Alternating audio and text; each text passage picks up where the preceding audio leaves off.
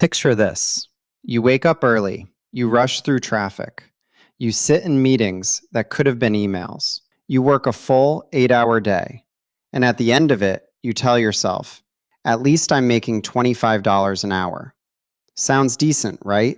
Except at the end of the month, your bank balance says otherwise.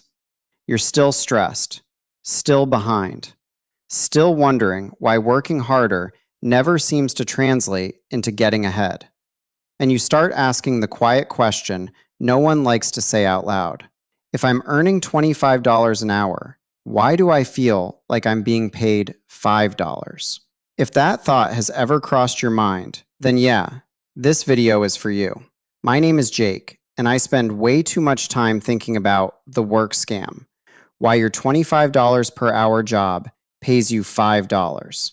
If you're someone who works long hours, does everything right, but still feels financially stuck, make sure to hit the subscribe button and give this video a thumbs up if this helps you out. Because today, we're going to break down something most people never stop to question, whether modern work actually works for you at all. The comfortable lie about hourly pay. Look, from a young age, we're taught a very simple formula. More hours times higher hourly rate equals financial success. And on paper, that makes sense. If you earn $25 an hour and work 40 hours a week, that's $1,000 a week, about $4,000 a month, roughly $48,000 a year. Not terrible, not amazing, but respectable. Here's the thing though. That number is fake. Not because your employer is lying to you, but because hourly pay ignores the real cost of working. And once you factor those costs in, that $25 an hour collapses fast. Let's start with the most obvious one, taxes. In many countries, someone earning around $48,000 a year loses 15 to 25% to income tax, Social Security, Medicare, or national insurance. Let's be conservative and say 20%. That $25 an hour instantly becomes $20 an hour. And you didn't even notice it because the money never touched your hands. Here's what most people don't realize. You mentally price your life based on gross income, but you live on net income. That mismatch alone causes massive financial stress. Now it gets more interesting because earning money costs money. Let's break it down. Commuting gas, public transport, car maintenance, parking. Average commuter cost in many cities, $200 to $400 a month. Let's say $300. Food. You're not cooking like you would at home. You're buying lunches, coffee, snacks. That's easily $10 to $15 a day or $200 to $300 a month. Clothes and appearance. Work clothes, shoes, grooming, dry cleaning. Call it $100 a month minimum. We haven't even touched childcare, certifications, tools, or stress-related health costs. So let's add it up conservatively. Commuting, $300. Food, $250. Appearance, $100. $650 a month just to show up.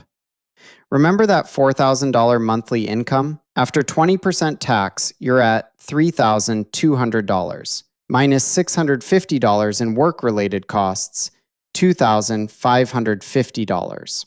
Now divide that by the actual time commitment, and this is where the scam really shows itself.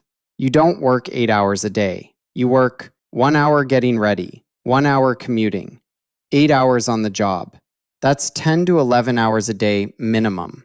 Let's say 10 hours times 5 days equals 50 hours a week. Now redo the math. $2,550 per month divided by approximately 200 hours equals $12.75 an hour, not $25, half of what you were promised. And we're still being generous. Now, you might be thinking, okay, but at least it's stable, at least it's safe. This is where psychology kicks in. Humans are wired to prefer predictability over upside. A guaranteed paycheck feels safer than uncertainty, even if it quietly drains your future. Employers understand this perfectly. That's why they sell. security, benefits, stability, instead of freedom, leverage, or growth. Here's what most people don't realize. Stability for the company often means fragility for the worker. You're stable until you're replaced, until budgets change, until AI gets cheaper, until you get burned out. Hourly pay isn't designed for fairness. It's designed for control. When you're paid by the hour, your time is capped. Your output doesn't matter beyond a limit. Efficiency is punished. Finish early, you get more work. Work smarter, you don't get paid more. The system quietly trains you to trade time, not value. Avoid risk and stay dependent. This is why high-income individuals rarely earn hourly wages. They earn through ownership, royalties, equity, scalable systems, not time. So where does the $5 an hour come from? Because even that $12.75 number is misleading. After rent, after utilities, after debt payments, after inflation. Most people are left with very little discretionary money. If you have $300 left at the end of the month and you work 200 hours, that's $1.50 an hour of actual freedom. That's the money you control. That's the money that can change your life. Everything else is already spoken for. Here's a stat that should bother you. Over the past few decades, wages have grown far slower than housing costs, education, and healthcare. Meanwhile, inflation quietly erodes purchasing power. If inflation is 6% and your raise is 3%, you didn't get a raise. You got a pay cut. This is why people feel like they're running faster just to stay in place. Because they are. Here's the cruel irony. When money gets tight, people respond by working overtime, taking second jobs, and hustling harder. But that often increases burnout, increases expenses, and reduces long-term thinking. You become too tired to plan an exit. The system doesn't trap you with chains. It traps you with exhaustion. The biggest cost of the $25 per hour job isn't money. It's opportunity cost. What could you build with 10 hours a week, focused energy, compounding effort, skills, assets, audience, ownership? Instead, those hours are sold once at a fixed rate. No upside, no compounding, no leverage. Now you might be thinking, easy to say, Jake, not everyone can quit their job. You're right. This isn't about quitting. It's about reframing. You don't escape the work scam by being reckless. You escape it by being strategic. Actionable step number 1. Calculate your real hourly rate. Do this today. Take monthly take-home pay.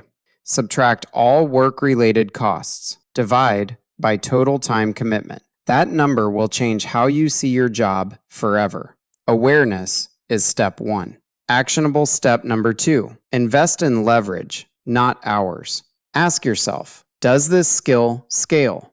Does this create assets? Does this compound over time? Writing, coding, design, research, education, content, systems, anything that separates income from time. Actionable step number 3. Protect your energy. Your energy is your real currency. Burned out people don't build exits. Clear-minded people do. Sleep, health, boundaries.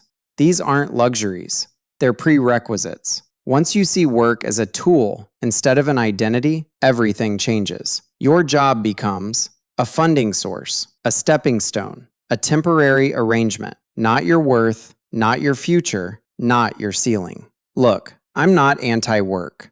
I'm anti-unexamined work.